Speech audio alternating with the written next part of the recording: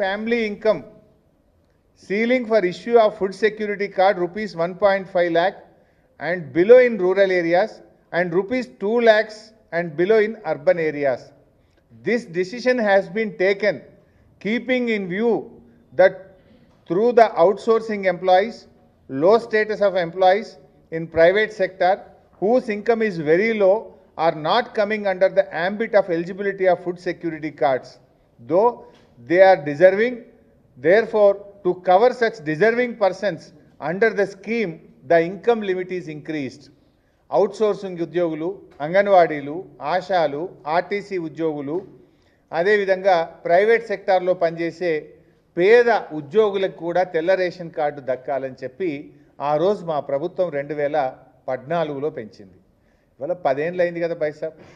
2014 నుంచి 10 ఏళ్ళ తర్వాత ఎంత మరి రేట్లు పెరిగినాయి, ఎంత నిత్యావసర వస్తువుల ధరలు పెరిగినాయి, ఇన్ఫ్లేషన్ ఎంత పెరిగింది, మరి ఆ ప్రకారంగా ఇన్కమ్ లిమిట్ పెంచాలన్నా వద్దా? ఆ 2014లో బీఆర్ఎస్ పెట్టిన ఇన్కమ్ లిమిటే పెట్టిండ్రు. మరి మేము కూడా ఆ రోజు గదే 60,000 గదే 75,000 పెట్టే రేషన్ కార్డులు ఇవ్వాల్సిన అవసరమే ఉండకపోవు కదా బీఆర్ఎస్ ప్రభుత్వానికి. మాదేమో మానవతా దృక్పథం. మేమేమో ఎంత ఎక్కువ మందికి కార్డులు ఇవ్వాలని మేము ఆలోచిస్తే, మీరేమో ఎంత ఎక్కువ మందికి కోత పెట్టాలని మీరు ఆలోచిస్తున్నారు. 2014 నుంచి 2024కు 10 ఏళ్ల కాలంలో రిజర్వ్ బ్యాంక్ ఆఫ్ ఇండియా చెప్పిన ఇన్ఫ్లేషన్ లెక్క, రిజర్వ్ బ్యాంక్ ఆఫ్ ఇండియా ఏం చెప్పింది? Average inflation is 5.42% per year.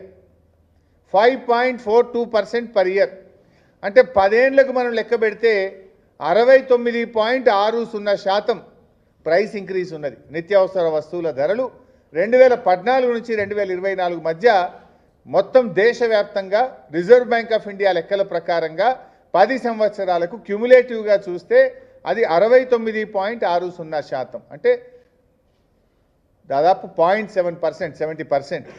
దీని ప్రకారంగా ఏం చేయాలి? 1.70 ఇంటూ ద ప్రీవియస్ రేట్. అంటే ఆ రోజు 1,50,000 ఉంది బైసాబ్ రూరల్లో. 1,50,000 ఇంటూ 1.7 కొడితే ఏమవుతుంది? ఆ ఆదాయము మనం ఆ రకంగా పెంచవలసినటువంటి అవసరం ఉంటుంది.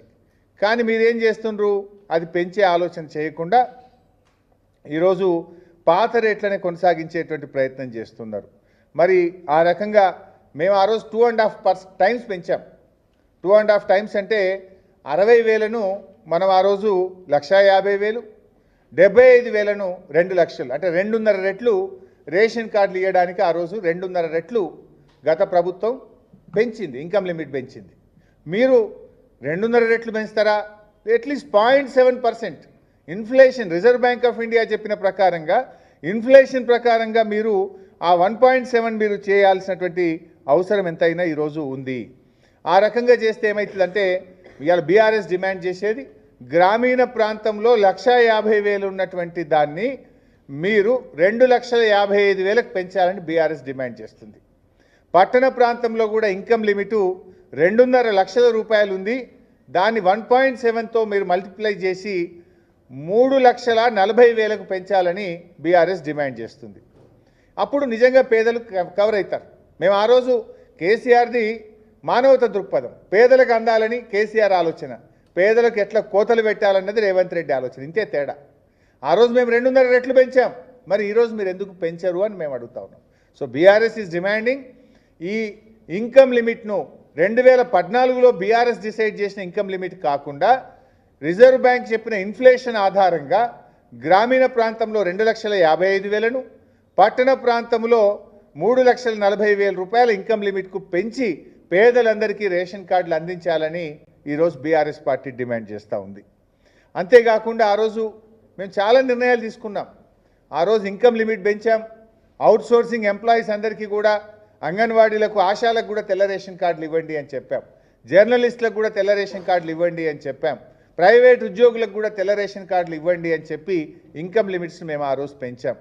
అంతేకాకుండా ఆ రోజు ఇదే కాంగ్రెస్ పార్టీ ప్రతి మనిషికి 4 కిలోల బియ్యం, ప్రతి కార్డుకు 20 కిలోల సీలింగ్ పెట్టింది. కానీ కేసీఆర్ గారు వచ్చినాక 4 కిలోలు ఏంది, పేదలకు కడుపు నిండా అన్నం పెట్టాలని 6 కేజీల బియ్యం ప్రతి మనిషికి ఇచ్చింది బీఆర్ఎస్ ప్రభుత్వం. 20 కిలోల సీలింగ్ తీసేసి అగర్ సే ఘర్ మే 10 లోగ్ హై 60 కిలో చావల్ దే దో, 10 మంది ఉంటే 50 కిలోల బియ్యం ఇవ్వండి, 8 మంది ఉంటే 48 కిలోలు ఇవ్వండి, 10 మంది ఉంటే 60 కిలోలు ఇవ్వండి అని చెప్పి ఇంకా ఆ సీలింగ్ తీసేసినాం మేము.